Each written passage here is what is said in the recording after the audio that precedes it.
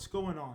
Valley B here to cover and discuss the barrage of Xbox headlines last week, including the confirmed strategy to be a third-party distributor of its exclusives. Please like and subscribe if you're digging the content. In a recent Bloomberg report last week, Phil Spencer confirms that he is currently pleased with the multi-plat strategy, stating, "I do not see sort of red lines in our portfolio that say thou must not." In regard to the current Xbox exclusive titles potentially coming over to Sony and Nintendo. Not only that, but within hours, I believe, a new marketing campaign launched where Xbox flaunts all of the devices that are able to play Game Pass games via cloud gaming, claiming that this is an Xbox and that is an Xbox. This campaign fostered a pretty negative response from Xbox core enthusiasts claiming it is not their Xbox anymore. My sentiment so far regarding Xbox's recent marketing shift was to continue their inevitable appeal to the casual audience, but keep Halo and Gears out of direct rival hands. However, with the redline comment that Phil made in his interview, this opens the floodgate for games that'll eventually make its way towards the PlayStation and the Switch's successor. This is a big deal. Core Xbox fans were given a potential final blow by Phil's statement that now make Don Matrix Infamous get an Xbox 360 look like Optimus Prime's speech at the end of Transformers or Captain Irwin from AOT. The Phil headline rampage does not stop there, because in the same interview, Phil Spencer confirms that Xbox is still in the desire to be in the console market, stating, "We'll definitely do more consoles in the future and other devices," as he confirms that the Series X won't be the last console. Also, he still wants to acquire Game Studio post Activision Blizzard, not to mention that his team even want to enter the handheld gaming market with a device confirmed to be in the work and is years away. I'm done with the barrage of headlines, let's move on to analysis and discussion. Phil has made so many claims that it is important not only to recap all of his declaration, but to break down Microsoft's desired outcome. Don't worry, viewers, I'll definitely make time to juxtapose Microsoft's dreams for the Xbox and all the plans that it has, and then the reality of if it can actually happen. So let's break it down. Xbox wants to be in the console market, meaning it wants to appeal to its enthusiasts. Number two, Xbox want to appeal to all gamers with Game Pass and have them subscribe to its service, allowing them to access many relevant games, including day one AAA titles. Number three, but Xbox also desires a section of their players, mainly gaming purists, to buy their games on their Microsoft Store platform. Moving on, number four, Xbox also want to appeal to the casuals with Xbox Cloud Gaming. This a box and that a box, right? The campaign that just released a couple of days ago. Number five, we are aware that Xbox wants a piece of the handheld market for the first time ever. And lastly, we know that Xbox wants to distribute its software to Sony and Nintendo's platform. Alright, there we have it, right? If I'm putting my Microsoft business suit on, I'm saying to myself, why get into one business venture and fight the almighty console war when I could be the supplier of all facets, profiting from nearly every market and wide target audience within the gaming industry? Let's imagine if all of Xbox's ventures and all of the things that they're planning were to come true.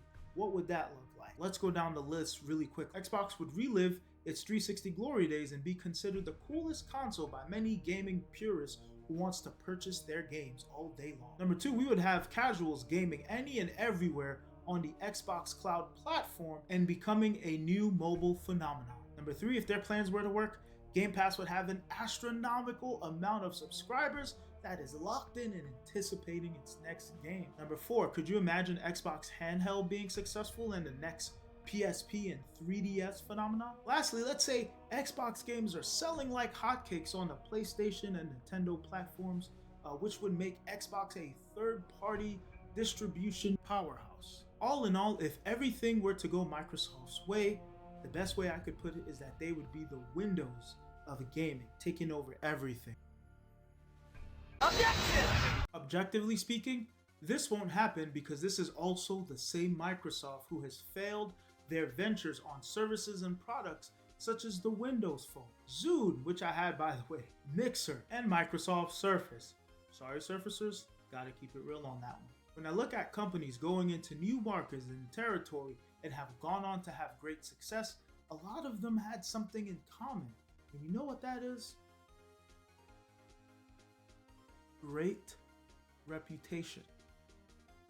A lot of them had great reputation going into the venture of a new market. For example, the iPhone was introduced on the backs of the iPod. I think about the PSP that was introduced on the back of the PS1 and PS2's success. And these examples prove one thing: customers are smarter than you think, because their mindset works like this. Man, Apple's been killing it with the iPod. Heck yeah, I want an iPhone that does what an iPod do while I make the calls. You know, and then that went into the AirPods, that went into Apple TV, and all of a sudden, everyone's home is all Apple everything. Now juxtapose this conversation I'm having now to Microsoft and ask, what successes have they had before they unveiled the Zoom, or the Windows Phone, or Surface even? How about this? What success has Xbox had in recently that makes them want to go into all of this venturing in uncharted territory to new, different markets and try to appeal to them? So Microsoft, I'm talking to you because the truth is, you suck, my boy. That's right. That's coming from an Xbox 360 no limit soldier. Don't let the fanboys in the Xbox podcast gas you up, Microsoft. A lot of the games that people loved were on the 360. Now, just because you have a decent Call of Duty game that you put on Game Pass does not change who you have been during the post 360 era.